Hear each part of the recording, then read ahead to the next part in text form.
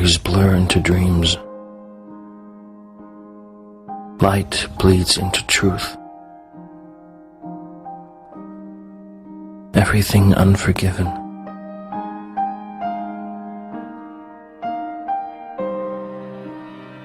Everything becoming hollow.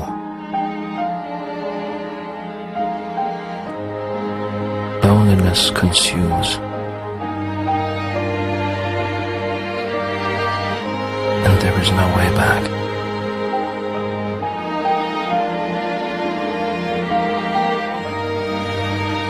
The places you played. The places you called home. The people you thought you loved. All of them reduced to a memory of another life.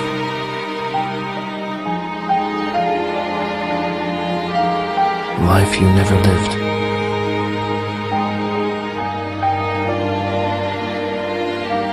All the yesterdays that can't form a tomorrow. All the tomorrows that never came from yesterday.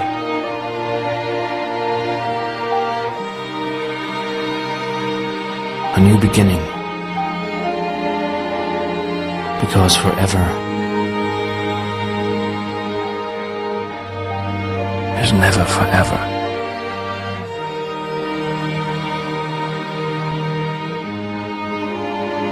As a shepherd, you must walk with your sheep a lot because they'll follow you and they begin to trust you.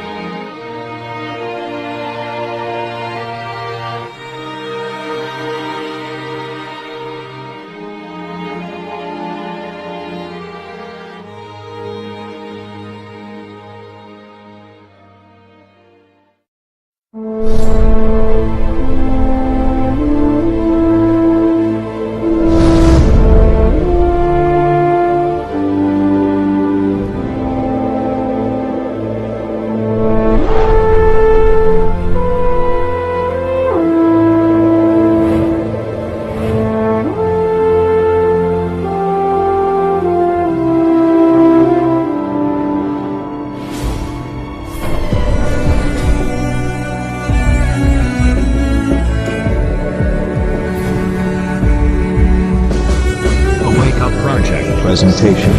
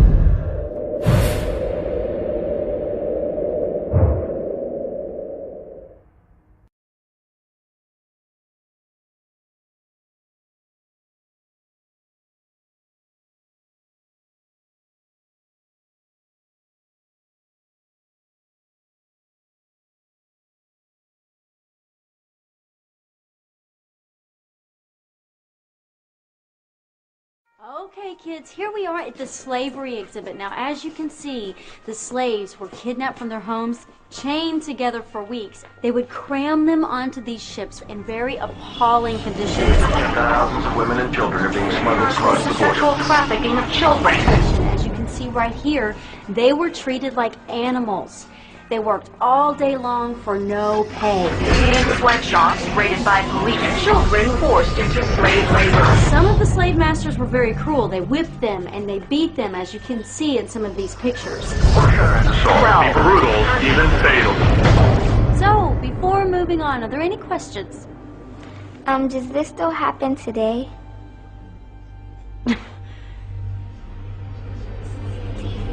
We return to this prophecy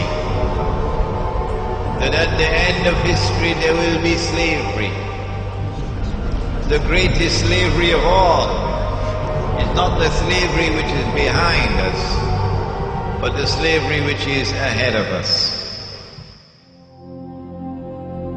Can you tell which of these children was not born free? Can you tell which of these children was not born equal? Can you tell which of these children does not deserve to be treated with dignity?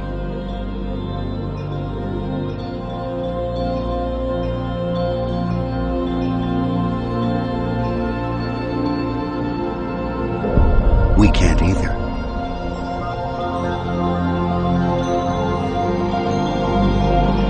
What they're doing. Let's bear in mind, we are all equal. If we are all equal, who has the right to make any demands upon you? Who has the right to do anything to command you, demand you, put orders on you? Who has the power? No one.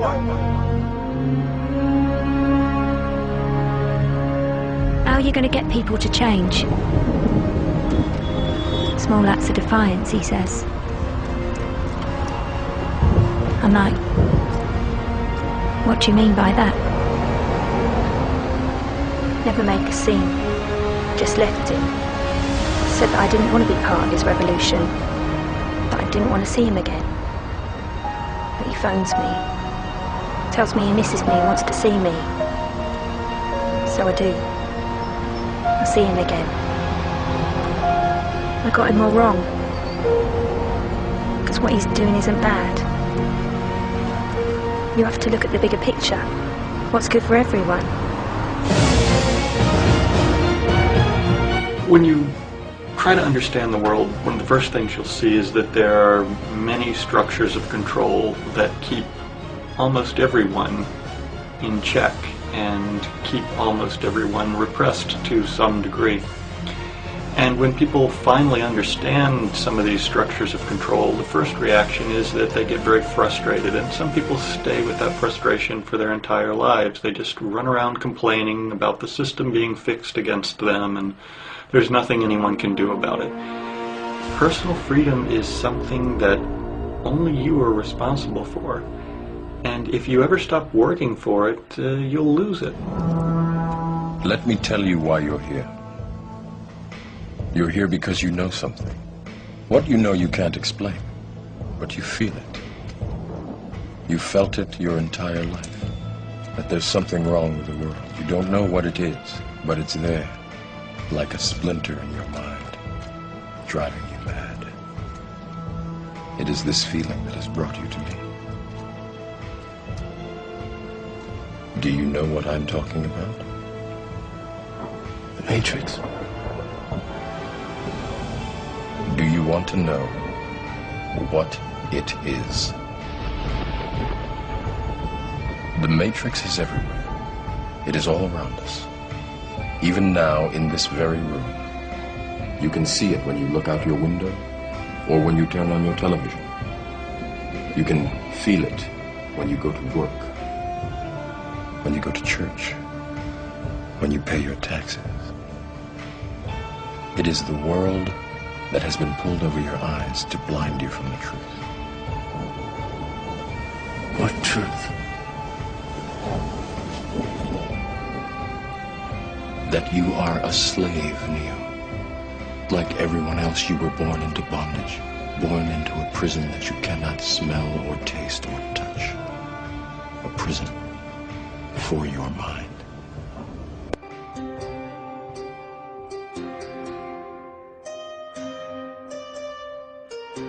A common misconception among people is that any rule or regulation that governs them falls under one category: law.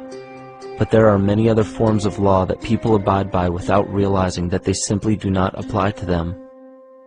Another misconception is that a nation's constitution gives us our rights.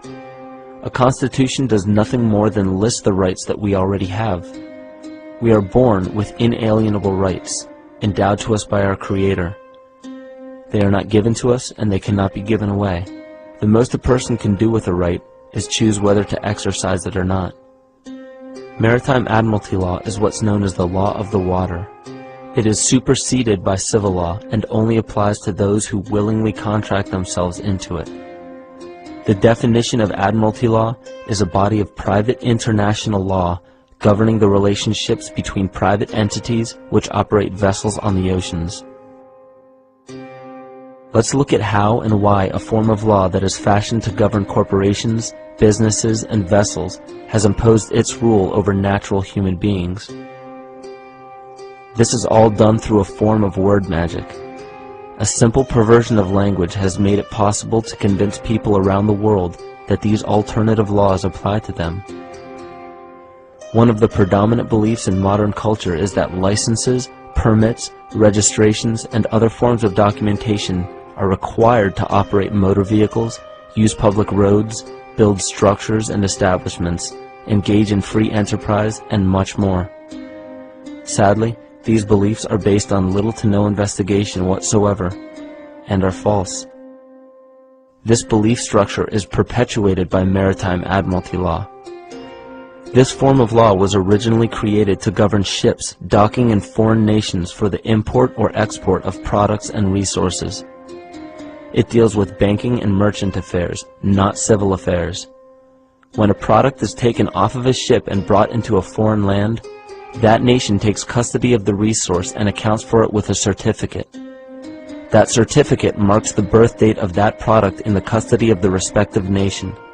Think of why it is supposedly required to have a certificate of live birth in the first place.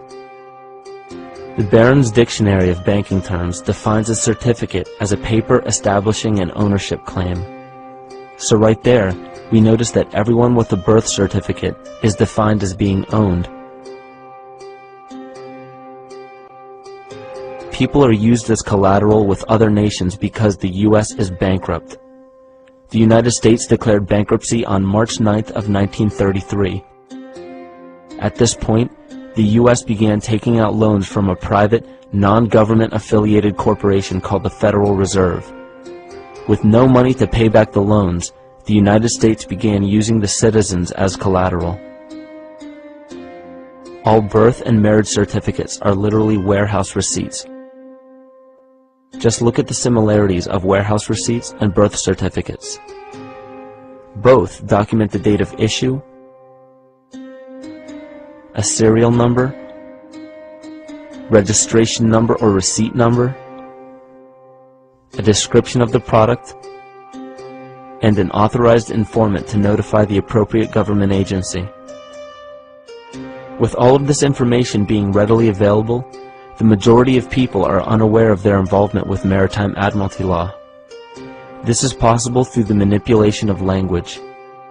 This Admiralty law changed the meaning of the word person from a natural living person to a corporation.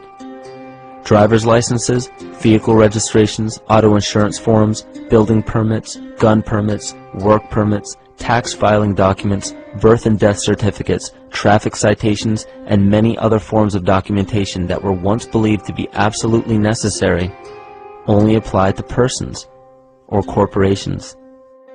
Upon signing such a legal document, you are indirectly waiving your rights under the Constitution and lowering your status to that of a corporation that is created with the same exact name as you. The only way to reconcile your true name from the name of the corporation is to take notice that the corporation has its name in all capital letters. This is known as capitis diminutia maxima.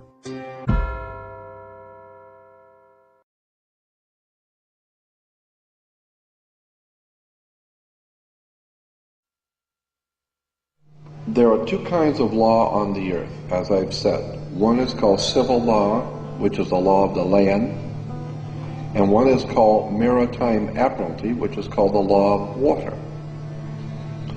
The maritime admiralty is banking law, and the law on the maritime admiralty says that you, because you came out of your mother's water, are a maritime admiralty product. This is why the ship is sitting in its berth and is tied to the dock, and the captain has to give a certificate of manifest to the port authorities, because money is changing hands. This is why when you were born, you have to have a birth certificate. You are a maritime admiralty product. And therefore your birth certificate is signed by your mother. And where your mother signed on the birth certificate, get it, you will see it does not say parent or mother, it says informant. Your mother was informing the bank that she has just produced another product to be bought and sold. England, the British Crown, through international banking, owns your physical body, and that's the law. And if you could get your original birth certificate back, you would find that on the back of the birth certificate are all the banks around the world. All over the world, banks have used your birth certificate because you are a stock in a maritime admiralty banking scheme where you make money for banks. Consequently, the corporation and government and people who want to control you, they create a second you, and that second you that they control, that they created, is all capital letters. Check it out.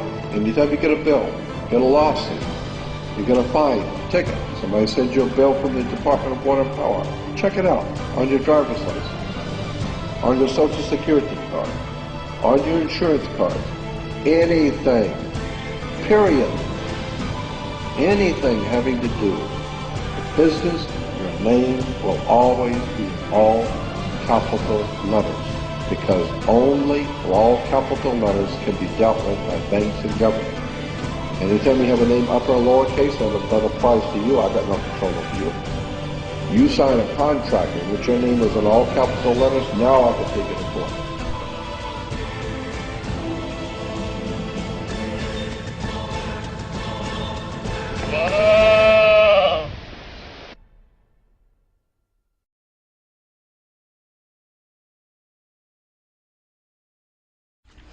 Who owns the rain? Turns out, not you.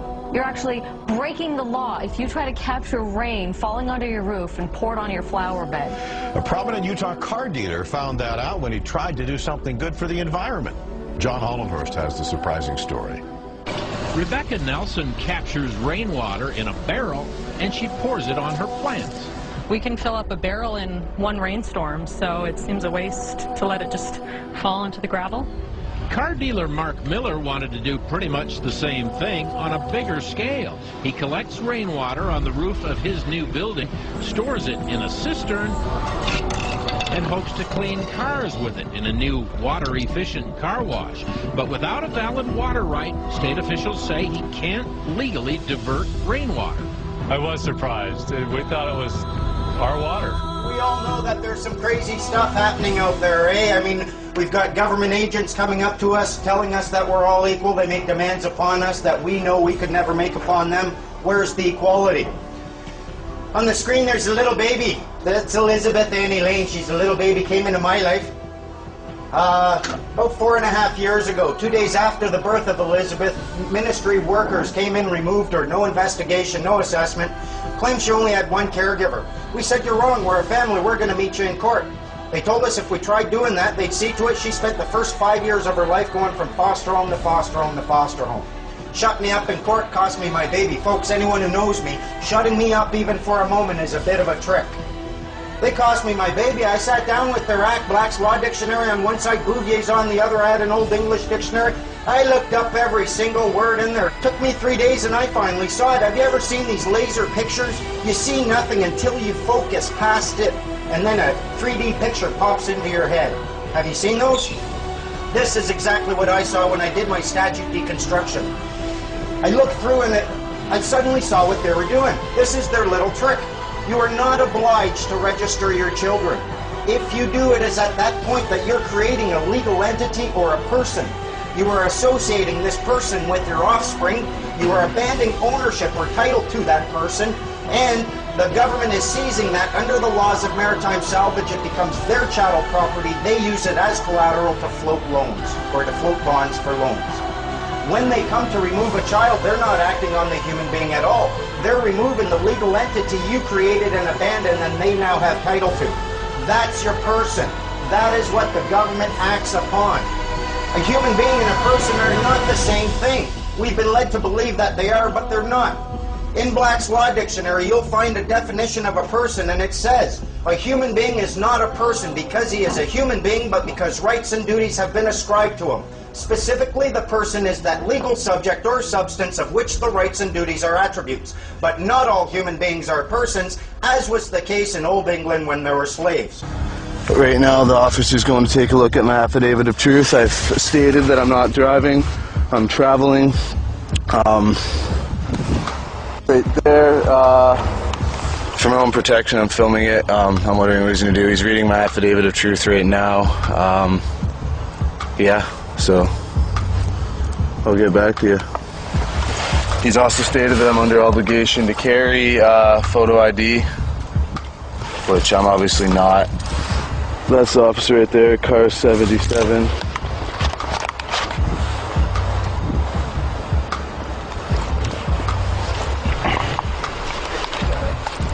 So, hopefully, yeah.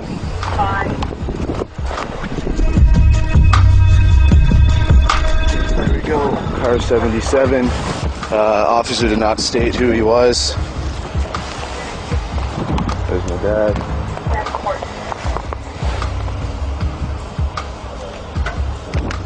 Can you hold that? I don't have gloves. Here, you want them? Mine? Yeah.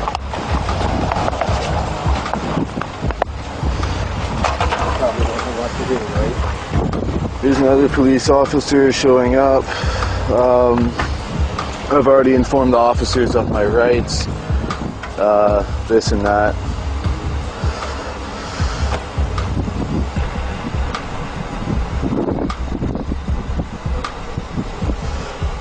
Cold.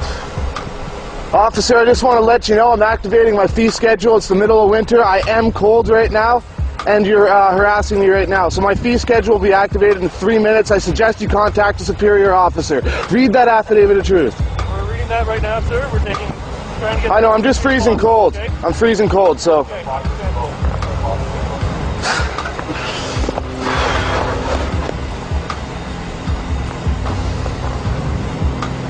So, summed up, I've been pulled over for, I guess the cops saw me right there.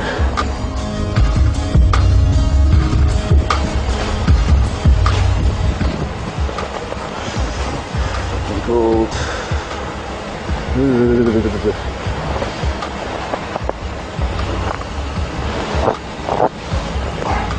Here, hold that. And I'm not trying to be a dick, I'm trying to inform you. You're giving us a lot of stuff to review. I don't care enough to bill the guy. He has no idea what's going on. Well, look at that. Like the one, at least they didn't have him handcuffed you. I know. That one guy was either. For the record, I also informed the officer I was operating under protest and duress. Hey, all those documents come back.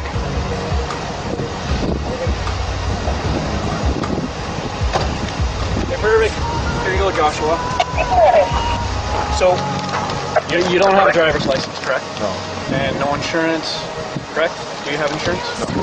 I'm working on that right now, doing it through, it's not a registered motor vehicle, right? So it's not under you guys' jurisdiction. I'm not trying to cause trouble or nothing, but I am getting insurance on it, but it's through my society that I'm part of. Okay, perfect. So I don't, obviously, like, I only use it to travel around and get my girlfriend home from work and stuff like that. Okay. So. Well, once you go on to the highway, you need to have insurance. So take care of all the proper avenues that you need to take. And if I make a determination that charges are applicable.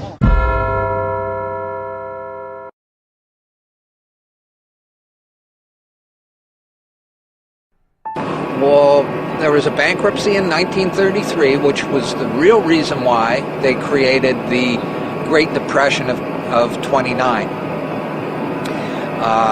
To get people to beg for social insurance.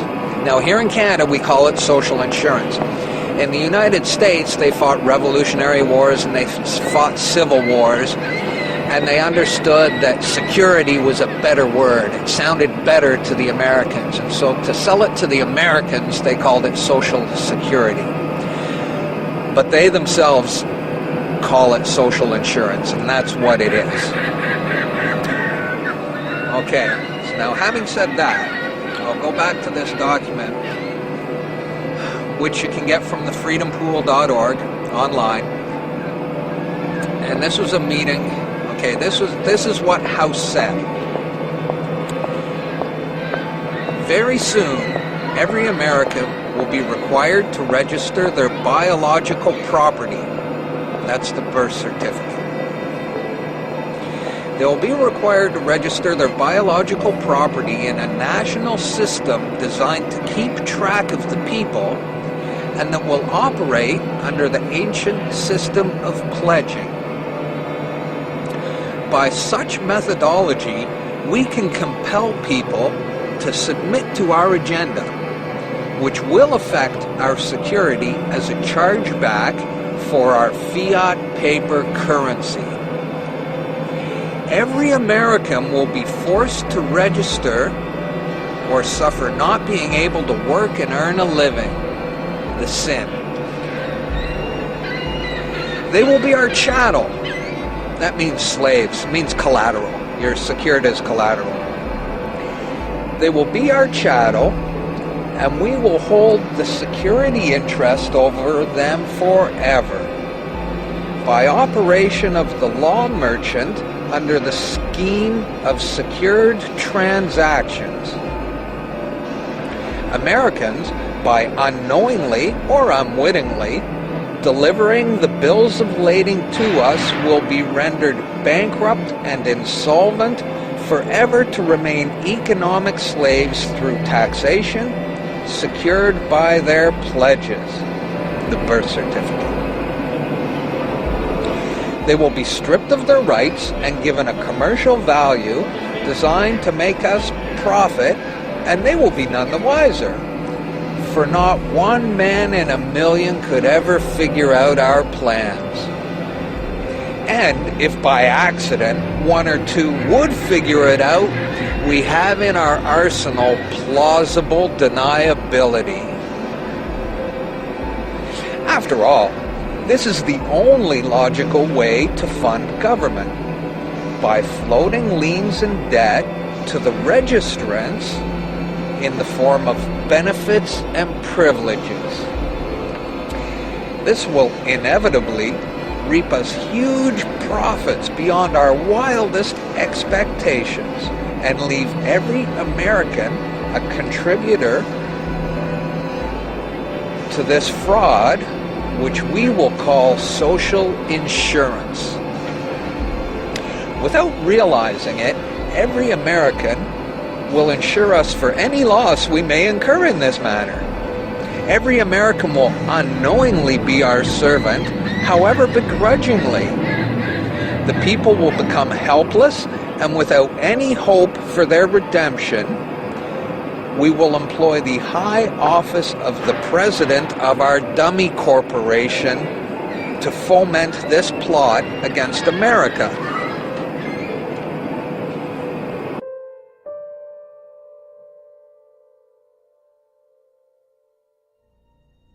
This is a certified true copy of my live statement of birth. You can get this by applying for it at the Registrar General.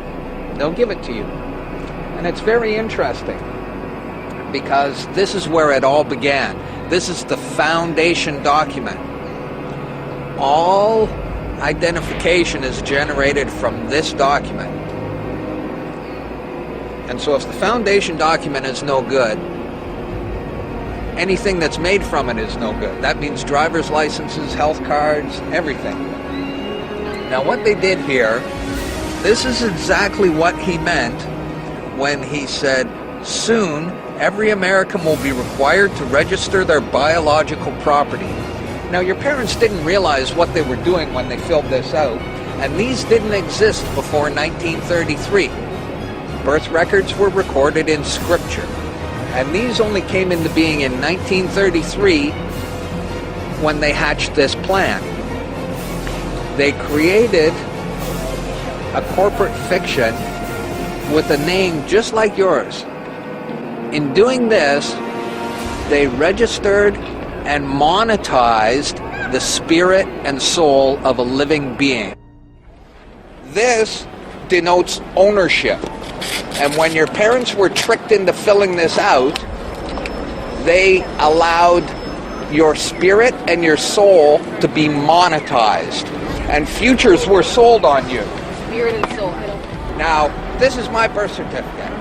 This is actually a share. See this red number? This A, I'm born in Canada, this is a Class A share.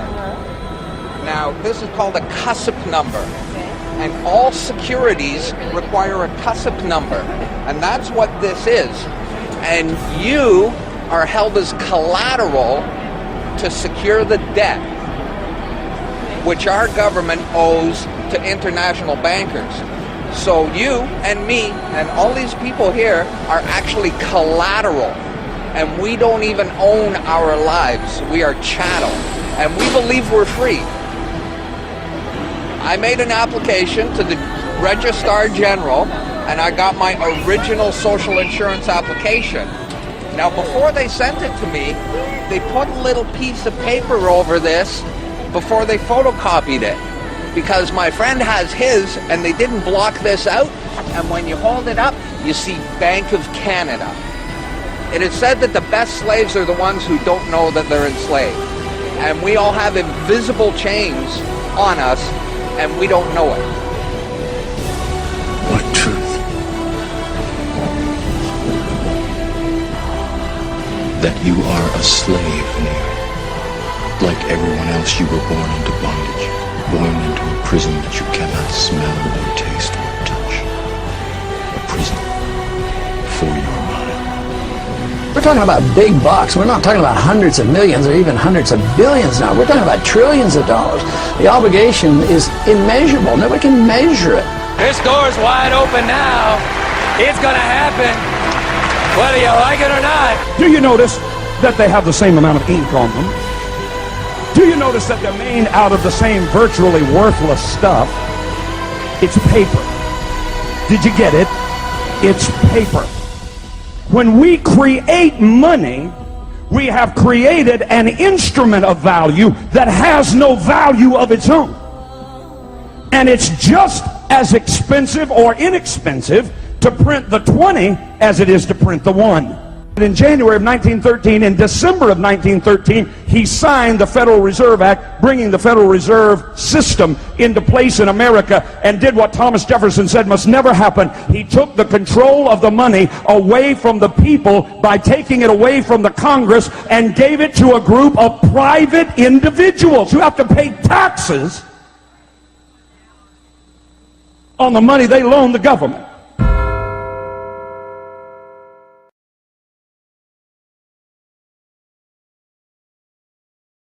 The thinkers, the artists, the scientists, the inventors stood alone against the men of their time. Every new thought was opposed, every new invention was denounced. But the men of unborrowed vision went ahead.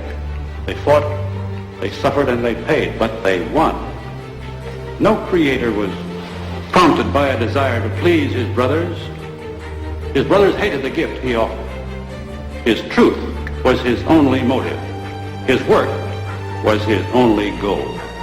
The creation which gave form to his truth. He held his truth above all things and against all men. He went ahead, whether others agreed with him or not, with his integrity as his only banner. When Allah spoke of riba in the Quran, He was speaking about lending money on interest. And we've explained why He has prohibited it. If you allow money to be lent on interest, then the rich will remain permanently rich and keep on growing richer. And the poor will be imprisoned in permanent poverty and grow constantly poorer. And if the one who wants to rule the world can get the rich on his side, then he will use the rich to control the poor, to control the world.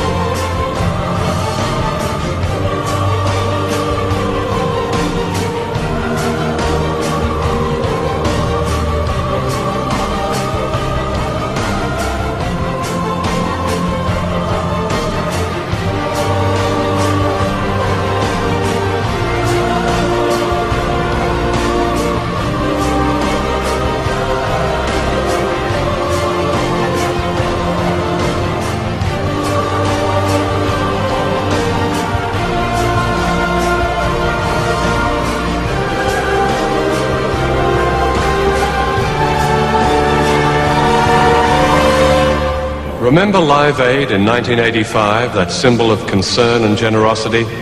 Did you know that during that year, the hungriest countries in Africa gave twice as much money to us in the developed world as we gave to them? There was another famine last year. Perhaps you were one of those who took part in Red Nose Day. Did you know that before that day was over, the equivalent of all the money that Comic Relief had raised in Britain, about £12 million, had come back to the rich countries? For every day this amount is given by the poorest to the rich has interest payments on loans that most of them never asked for or knew existed. In other words, contrary to a myth long popular in the West, it's been the poor of the world who've financed the rich, not the other way round. Congress tells the Treasury Department the Fed will loan us $1 billion, print $1 billion in U.S. Treasury bonds. So for $1,000, they print $1 billion of bills, of bonds. Those bonds are given to the Federal Reserve, $1 billion. Now the Federal Reserve in bonds plus interest.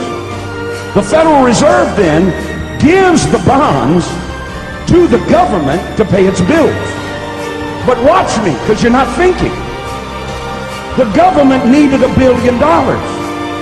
They borrowed $1 billion. But the Federal Reserve said, we'll loan you the $1 billion plus interest. But it only prints the $1 billion.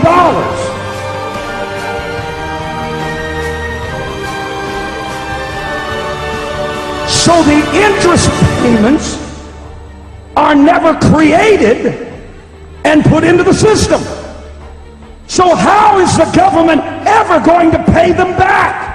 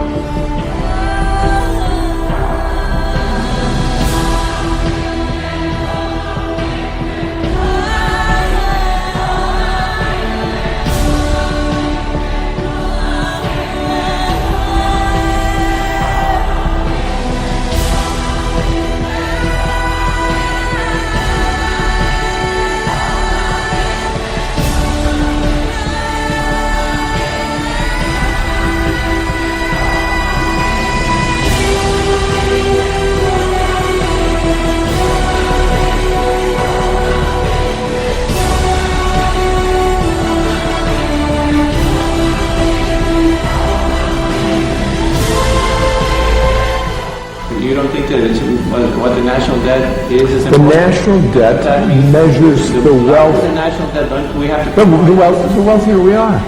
The larger the The national debt, it's an indication of the wealth of the country, you're right. So the more you owe, the more you're worth? I'll say it slowly, okay?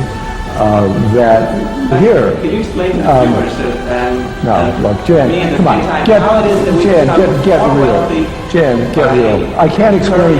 If you shut up, Jan, I think this interview's come to an end. Someday, when you shut up and you want to talk about something, let's talk about this. Thank you. No, stop. We're done. Get out of here. Let's just change the subject. We can talk about something else. Listen, you get the fuck out of here. I'll throw you out the window. Out.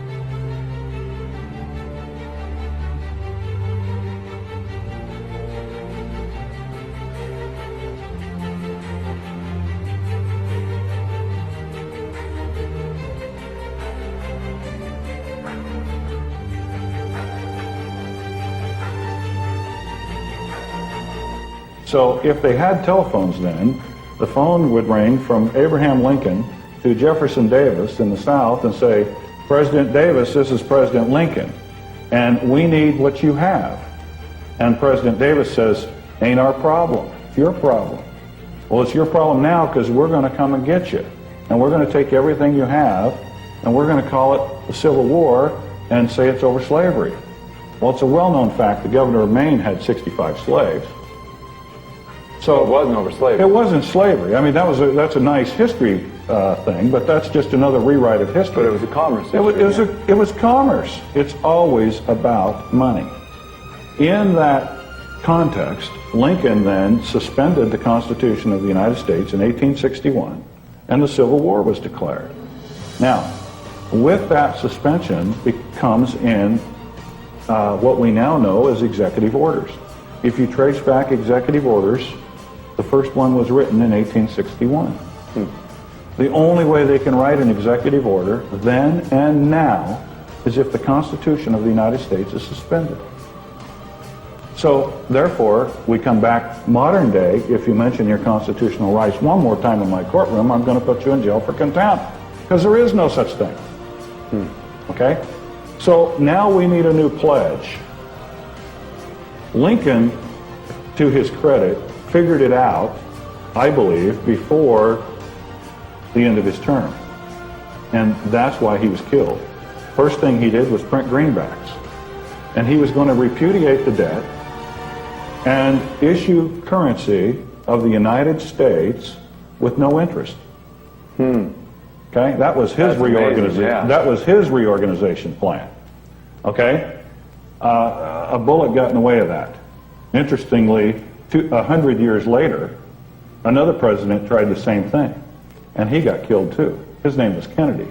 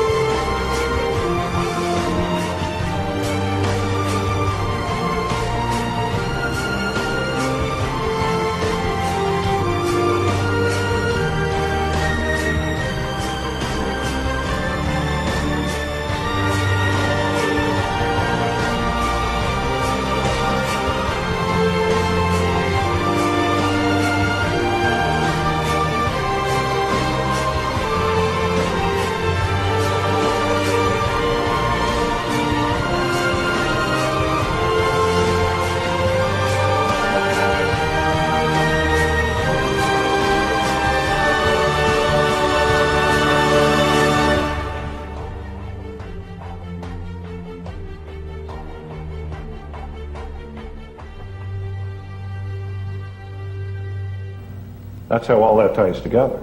Kennedy printed U.S. notes, and he was going to issue those. Lyndon Johnson's first executive order was to rescind that order that Kennedy had written to issue U.S. notes.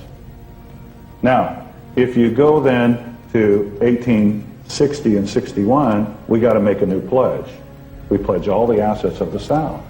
And in that comes the ratification of the 14th Amendment. In 1871, there's a government called, a corporation called the Government of the District of Columbia, February 19th, 1871.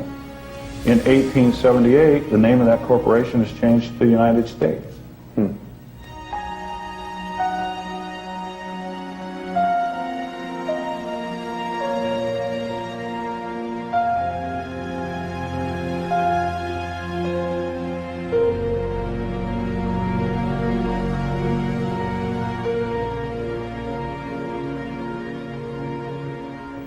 Now the 14th Amendment is here. The government of the United States, a corporation is in place, and all the districts. You all live in the District of Washington, Western Division. Did you know that? Yeah, it's amazing. I did know that, but that kind of terminology is totally foreign to us. Yes, yes. We don't think anything of it, but you have to look at Washington, District of Columbia. Okay? What is Columbia? What is that? Anyway, to get back to our bankruptcy story. Yeah, that is a good question. What is that? They pledge all the assets of the South. All the gold, all the agriculture, everything. The South was paid for. They had everything. The North was bankrupt because that was where all the industry was. There was nobody, it was cold, there's no money, the bankers are squeezing them. So you go into bankruptcy again, you pledge all the assets of the South, and now you jump forward to September 17th, 1929. 45 days before October 29th, 1929. When everybody knows what happens then, the stock market crashes. Roosevelt gets elected in 1932, and the first thing he does for the first approximately 100 days is rewrite everything in this country. He stacks the Supreme Court to back every decision he makes as constitutional, but there's a problem. There's got to be another pledge made because we're still in reorganization. Now, if they've pledged the South, and in 1929 they recaptured all the land because all the farmers went bankrupt, and the banks held all the paper, what is there left to pledge? The only thing left is the people, is the people, is the people, is the people, is the people, is the people. Why do they hate us? They hate what they see right here in this chamber. A democratically elected government. Their leaders are self-appointed. They hate our freedoms. Why the international terrorist movement hates us so much? Many argue that they hate us for our policies. It is my judgment that they don't hate us for what we do, but they hate us for what we are. We are open, tolerant, accepting of others, and this is diametrically opposed to what the fanatic terrorists believe in. They reject our respect for life, for individual rights. They reject our conception of personal choice in the way we dress and the way we educate our children, in our choice of music and art, choices I should say. It's a completely different world outlook. And therefore you're absolutely right when they say that they hate the West, not for what it does, but for what it is. It is. We are a target because of who we are and how we live. Our society, our diversity, and our values. Values such as freedom, democracy, and the rule of law.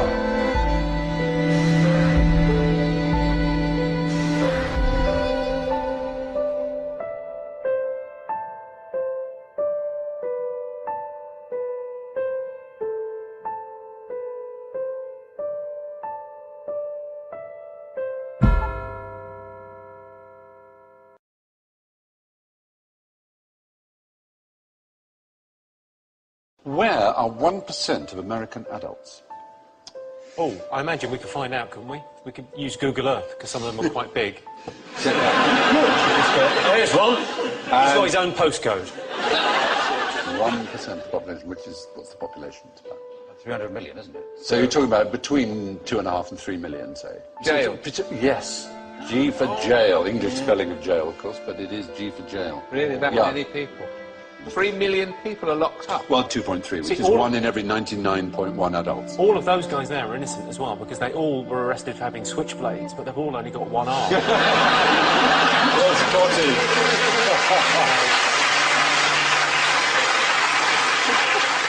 Proportionally, the Americans prison more than twice as many as South Africans, more than 3 times as many as the Iranians, more than 6 times as many as the Chinese. No society in history has imprisoned more of its citizens than the United States of America. We're doing pretty well, though, don't we? We sort of top the European League. We're ahead of China, Turkey, and India. Yes. Yeah, with 148 prisoners per 100,000. It's the 3 strikes and their arms. That's been really the problem. Yeah. I mean, a legal system based on baseball just seems bizarre. Yes. What can we do? We don't seem to understand the law. It's all very complicated. What's simple? What do people like? Baseball. Right then. Here's the rule. 3 strikes and you're out. Yeah. Mental. What it means is if the first 2 strikes, the first 2 crimes you're convicted of are serious enough, the third one, no matter how trivial, will get a life sentence, 25 years or more. So, for example, Leandro Andrade is serving 2 consecutive 25-year terms for shoplifting 9 videotapes. Or... It took 9? Yes. Kevin Webber, 26 years for stealing 4 chocolate chip cookies. It's astonishing. It's really stupid, isn't it? Because if you know you're on this sort of deal... Yes. Yeah. Take 5. Yes. That is Do another murder. Do a bank job. There's no point. There's no point doing anything trivial. You're No, I going to know. get caught. It is a bit bonkers. But the racial numbers are a bit worrying. And the gender numbers, it's 1 in 30 men aged 20 to 34 is behind bars. But for black males, that's 1 in 9. 1 in 9. There are more 17-year-old black people in jail than in college. So 5% of the world are American, 25% of all prisoners Isn't the real are American. controversy with this the business end of it? Well, that's true. It's also, as you say, right, so it is a business. Because it's not just license plate, they make loads of stuff. Well, one of the things I should have said when talking about contraband is that you're not allowed to bring into America anything that's been made by forced labor or prisoners. But in America, you could almost say, if you were so minded, that they've reinvented the slave trade. They produce, for example, 100% of all military helmets, ammunition belts, bulletproof vests, ID tags and other items uniform, 93% of domestically produced paints, 36% of home appliances, 21% of office furniture, which allows the United States to compete with factories in Mexico because, of course, obviously the workers can't refuse to work for 25 cents an hour. I very much like to say something hilarious, but something must be done. It is. It feels a bit more question-timey to say.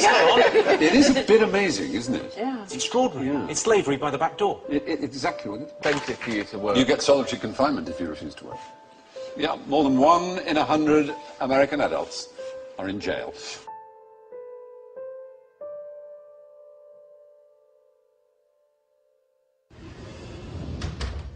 Have you heard this idea about the Robin Hood banker's tax? Yes. It's a sweet little idea, taxing the banks to help the poor, but I don't think it'll work. It's very complicated and would be very tough on the banking sector. Which has just been given billions of pounds of taxpayers' money to keep it going.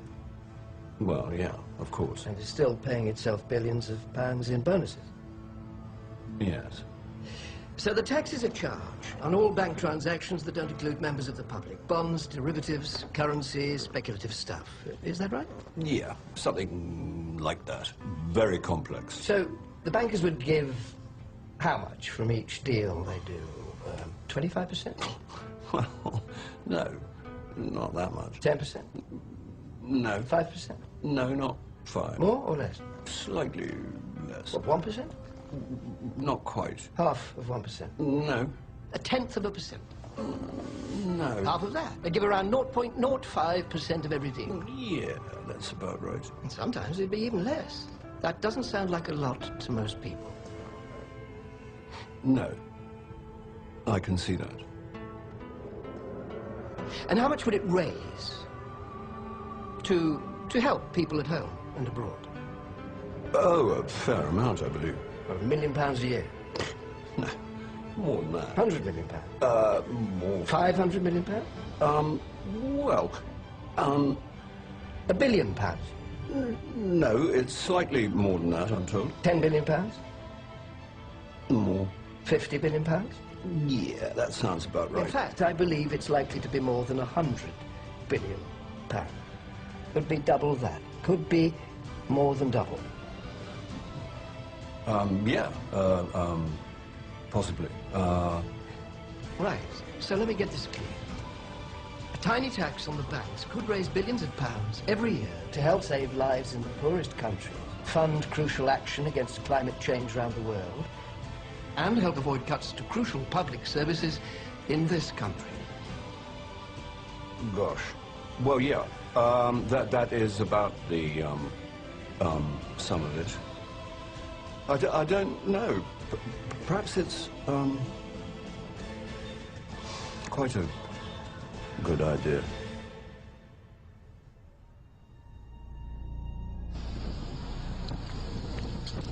Okay, this is a moment in history. We are here with Sam Capilano and from the Squamish Nation in a red jacket, and we're placing what's called a permanent eviction notice to the courthouse. The red jacket is from Turtle Island. Sam Capilano is the Squamish Nation. The permanent eviction notice is placed here because the Queen and the bankers are trespassing on his sovereign territory. This is tax-free territory. This is sovereign. Capilano, you've got some words to say here? This is part of the Squamish Nation. It has been. My grandfather told me that when they first came, they separated, divide and conquer with the idea. Now this is known as another nation, but I know it's our land, so I'm not afraid to stand up anywhere and tell anybody. Red Jacket, you got a few words? Yeah, I'm Red Jacket. I'd like to tell the people that for 537 years since the two-row wampum belt was put in place, it was total destruction. And if we don't correct these here alterations that our judges in the justice system, so-called justice system, I never heard such a farce in my whole life. 60 years from now, this here Earth, there's no changing back. It'll go into another Mars. Total destruction. Don't the judges understand this, or do they sleep? Who taught them? What university taught them? Where do they get their education? Don't they know they're on death row? We just finished entering and going through a procedure at the Richmond Provincial Court. And what happened was my name got called out. I didn't correct her, which I was kind of thinking of doing, but then I thought, okay, I'm just going to present myself as who I am standing in front of her, because she seemed actually quite like a nice judge. So when she said, when I stepped up to the mic, I said I claim common law jurisdiction. She right away rattled off all the charges and wanted to ignore that statement. And then she asked me, how do I plead? And I said, I do not consent and I waive the benefit. And I think that's a really powerful statement that I want to teach to a lot of people, because when you enter a plea, you enter into a contract. Whether it's guilty or not guilty, it is their way of saying you have understood the jurisdiction that they want you to respond with. And the guilty or the not guilty is something that you actually perjurize yourself with. So when I said I do not consent, meaning I do not consent to you making any legal determinations against me, I do not consent to your jurisdictional claims against me, and I do not consent to contracting with me. Quite final with that. And because I had claimed common law jurisdiction at the beginning of my statement to the judge, she realized that I knew what I was doing, and she dismissed the case right away. So I'm really, really pleased with the outcome. After that, I actually met up with Paul Gibson in the lobby of the provincial court and went up to him and shook his hand, and he said, and yeah, you are? And I said, oh, Irene Gravenhorst, and I told him that they dismissed the case, and he went, oh, too bad.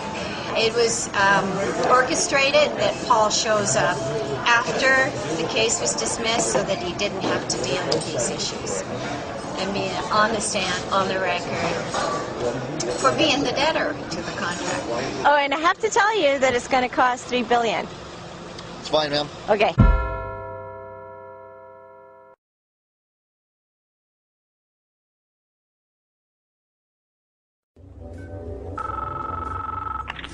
I know you're out there. I can feel you now. I know that you're afraid. You're afraid of us. You're afraid of change. I don't know the future. I didn't come here to tell you how this is going to end. I came here to tell you how it's going to begin. I'm going to hang up this phone, and then I'm going to show these people what you don't want them to see. I'm going to show them a world without you. A world without rules and controls, without borders or boundaries. A world where anything is possible. Where we go from there is a choice I leave to you.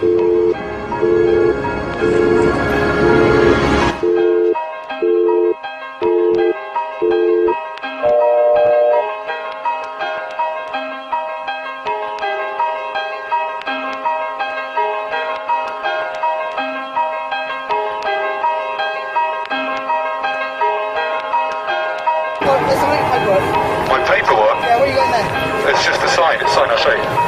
It's an arrow, and it's actually telling you that you have to move to the left. Ladies, this is a love police. We will be checking you all for smiles in a second. I suggest you put your megaphones down and stop protesting, please. You're suggesting that I put my megaphone down and stop protesting. Now. I am not protesting.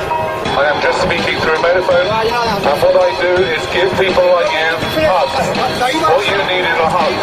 You do need a hug, honestly. Who would like me to give him a hug? Say yes. Yeah! Excuse me, sir. Yes, sir, yes, sir. Keep it calm, keep it calm.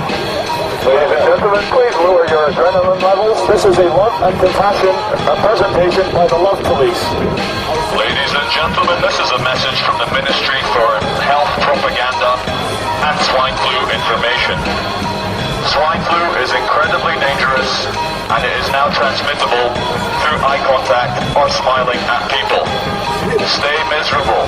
Keep reading newspapers. Keep watching mainstream media on the TV. You are not a unique and beautiful snowflake. You are a consumer. Go back to sleep. Your government is in control. Thinking is boring.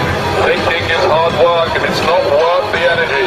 So, if you ever get tempted to think for yourself, quickly distract yourself. Buy a newspaper. Watch television. I prefer not to think about reality. I like to stay infantile and read about fashionable things in Hollywood and Lindsay Lohan and her girlfriend who she broke up with, because these are the important things. Thank you for choosing to work in a corporate zone, eat corporate food, drink in a corporate bar, and invest money in arms trade. You do not need to worry or have an opinion about killing people because the mainstream media is doing it for you. So go back to sleep, earn your nice salary, everything is fine. You are just a flesh and bone human being. There's nothing more to life. Have another beer and carry on. Ladies and gentlemen, you do look quite relaxed. This is not what's meant to be. You should be worried. Statistically speaking, the person next to you is either a terrorist or has swine flu. So please, stop looking so happy and relaxed and move quickly to your next shopping experience. You are wasting shopping time by standing here, madam. Okay, have you got any problem with me just taking a few details? Yes, I do. I do not wish to give my details. Do not wish to give your details? Yeah, I just politely decline. You politely decline, just because we've had a chat? Yeah. You don't want to give me any of your details? Oh, no, it's a matter of principle. I answer only to the absolutes. You enjoy, I would say, making a nuisance of yourself. But the truth is, to speak out against lies and murder, it fills me with joy. It makes me feel closer to my fellow man. The fact that someone has a bit of sanity to come out here and just cut through the BS, it just makes me feel really alive to have no fear, to be full of love, to spread my message, which I believe is a message of good. You are not divine beings. What you are consumers. Please, consume until we have no planet left to consume. What you need to do is buy things that you don't need. That's the best way to support the economy. Smiling is bad for the economy. Please do not smile, sir. Wipe that off your face. We feel that in the very near future, the state, as in the government and the private banks which run the state, are going to ask you guys, normal human beings who are normal family people outside the uniform, to control us. They're going to use slaves to control other slaves, because we're all slaves in the livestock management program. Ladies and gentlemen, this is a lesson in absolute reality. What we have here is a group of people giving you an alternate message, and very quickly, Agent Smith and Agent Smith from the Matrix have decided to turn up in nice fluorescent jackets and question what we are doing. They were questioning how long we wish to be here, who is in charge, and what our purpose is. Until we break the law, they have no authority over us, nor you. You are free. You are born free. You will die free. And there's no police authority in this world. Power to the people. Swine flu is an illusion. Terrorism is an illusion. If you are not scared, you will not contract swine flu. You are not swine. You are divine human beings. No, we're not going to get in the van. You're not going to kidnap us. No, we're not going to get in the van. We've not broken. No, I'm not going to go into it. This is nothing personal, and I'm going to show you how much this is nothing personal.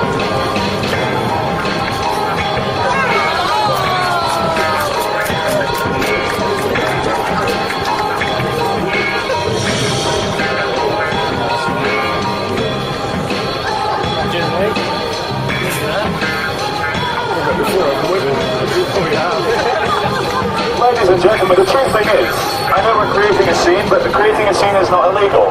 You were born free, you will live free, you will die free. You are allowed to make a scene, you're allowed to scream for joy, you're allowed to complain, you're allowed to cry, you're allowed to love people, you're allowed to hug people.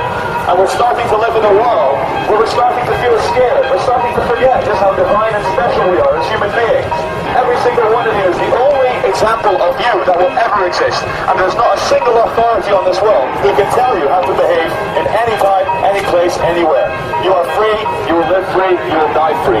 The only chains that exist are in your mind. You can do anything you want if you put your mind to it. You haven't been brainwashed and conditioned, have you? No. It's all the others. You're not crazy, you're normal. It's the man with a megaphone. He's crazy. So if you see a man with a megaphone on the street, he's probably an attention seeker. Do not give attention seekers any attention. It just makes them do it more.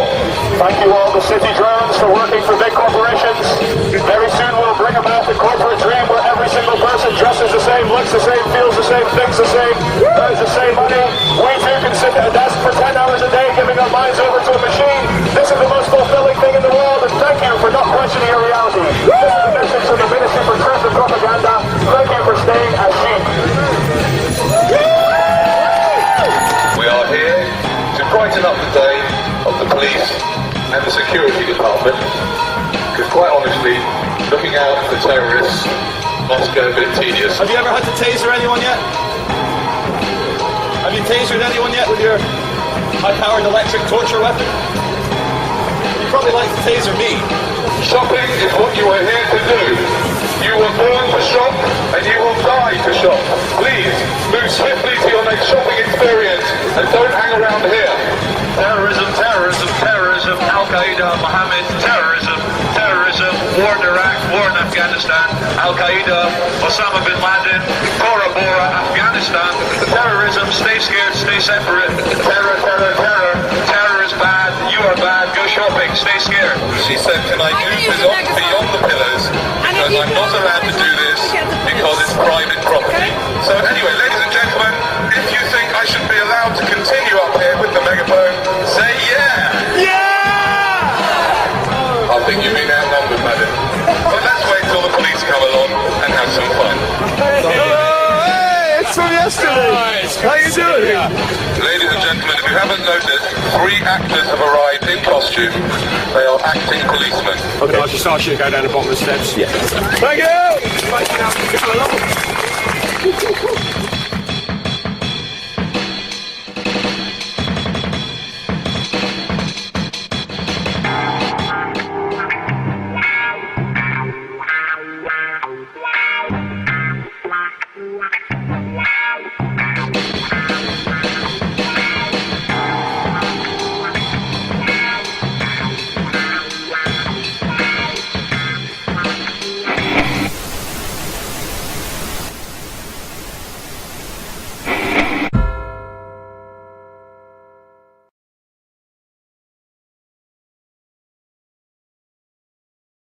Where are 1% of American adults? Oh, I imagine we could find out, couldn't we? We could use Google Earth, because some of them are quite big. There's one. He's got his own postcode. 1% of the population, which is, what's the population? It's about 300 million, isn't it? So you're talking about between 2.5 and 3 million, say? Jail. Yes. G for jail. English spelling of jail, of course, but it is G for jail. Really, that many people? 3 million people are locked up. Well, 2.3, which is 1 in every 99.1 adults. All of those guys there are innocent as well, because they all were arrested for having switchblades, but they've all only got one arm. Well spotted.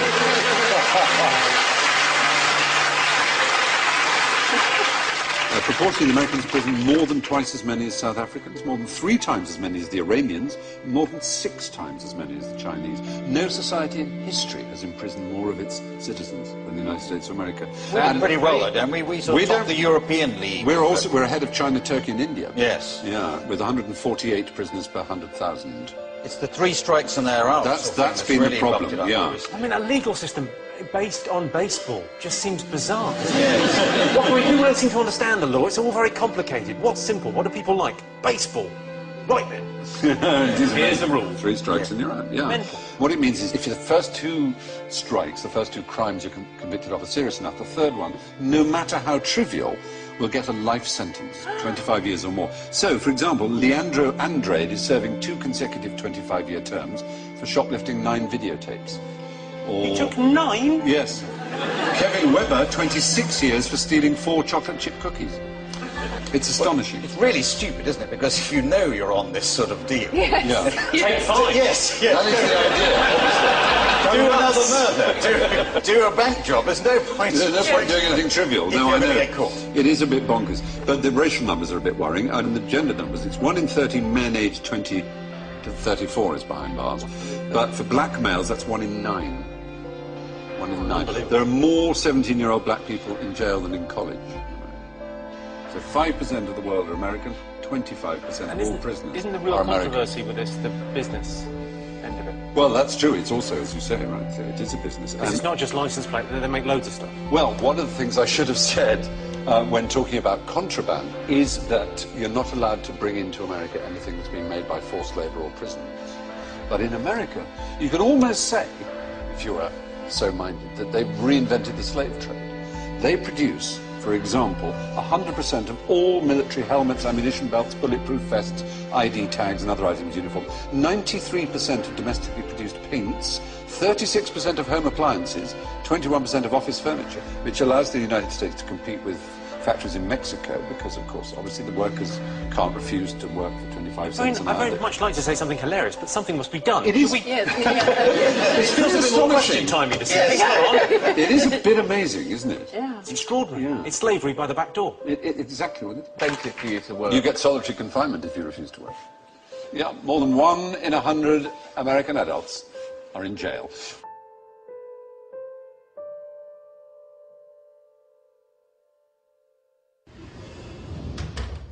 Have you heard this idea about the Robin Hood bankers' tax? Yes. It's a sweet little idea, taxing the banks to help the poor, but I don't think it'll work. It's very complicated and would be very tough on the banking sector. Which has just been given billions of pounds of taxpayers' money to keep it going.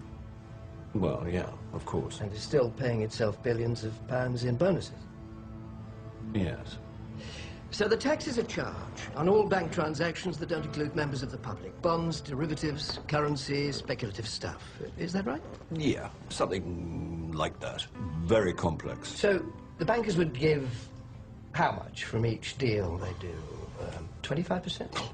Well, no, not that much. 10%?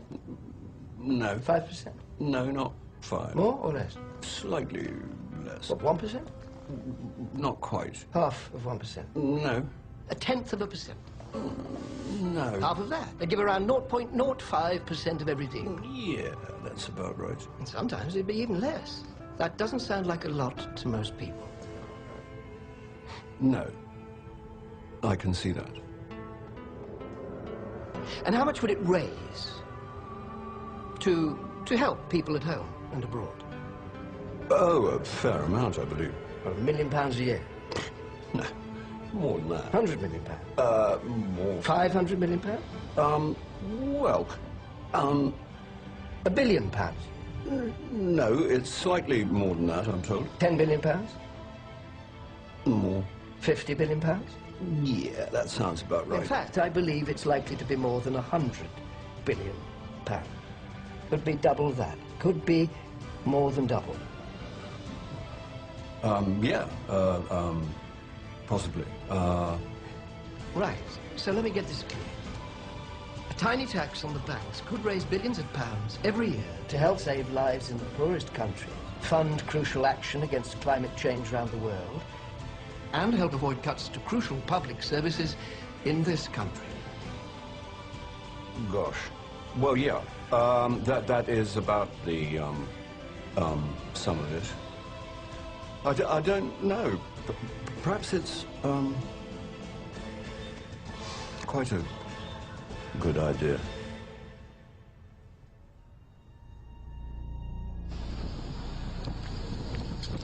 Okay, this is a moment in history. We are here with Sam Capilano and from the Squamish Nation in Red Jacket. and we're placing what's called a permanent eviction notice to the courthouse. Red Jacket is from Turtle Island. Siam Capilano was the Squamish Nation. The permanent eviction notice is placed here because the Queen and the bankers are trespassing on his sovereign territory. This is tax-free territory. This is sovereign. Capilano, you've got some words to say here? This is part of the Squamish Nation. It has been. My grandfather told me that when they first came, they separated a divide and conquer with the idea. Now this is known as another nation, but I know it's our land, so I'm not afraid to stand up anywhere and tell anybody. Red Jacket, you got a few words? Yeah, I'm Red Jacket. I'd like to tell the people that for 537 years since the two-row wampum belt was put in place, it was total destruction. And if we don't correct these here alterations that our judges in the justice system, so-called justice system, I never heard of such a farce in my whole life. 60 years from now, this here Earth, there's no changing back. It'll go into another Mars. Total destruction. Don't the judges understand this, or they sleep? Who taught them? What university taught them? Where do they get their education? Don't they know they're on death row? We just finished entering and going through a procedure at the Richmond Provincial Court. And what happened was my name got called out. I didn't correct her, which I was kind of thinking of doing, but then I thought, okay, I'm just going to present myself as who I am standing in front of her, because she seemed actually quite like a nice judge. So when she said,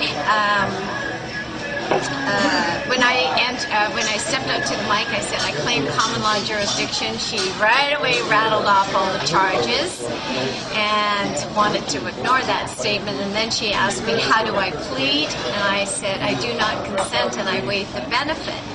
And I think that's a really powerful statement that I want to teach to a lot of people, because when you enter a plea, you enter into a contract. Whether it's guilty or not guilty, it is their way of saying you have understood the jurisdiction that they want you to respond with. And the guilty or the not guilty is something that you actually perjurize yourself with. So when I said I do not consent, meaning I do not consent to you making any legal determinations against me, I do not consent to your jurisdictional claims against me, and I do not consent to contracting with me. Quite final with that. And because I had claimed common law jurisdiction at the beginning of my statement to the judge, she realized that I knew what I was doing, and she dismissed the case right away. So I'm really, really pleased with the outcome. After that, I actually met up with Paul Gibson in the lobby of the provincial court and went up to him and shook his hand, and he said, and yeah, you are? And I said, oh, Irene Gravenhorst, and I told him that they dismissed the case, and he went, oh, too bad. It was orchestrated that Paul shows up after the case was dismissed so that he didn't have to deal with these issues. And being on the stand, on the record, for being the debtor to the contract. Oh, and I have to tell you that it's going to cost $3 billion. It's fine, ma'am. Okay.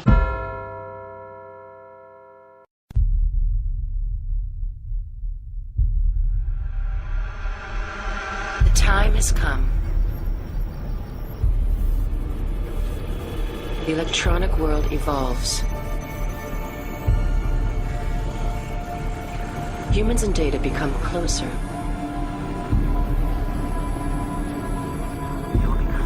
They will become one. Technology was supposed to make our lives easier. Instead, our lives grow more complicated. It was supposed to liberate us. Instead, it has enslaved us.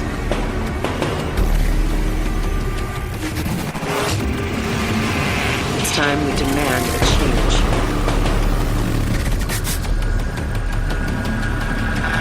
It's time for a revolution. It's it's not too late.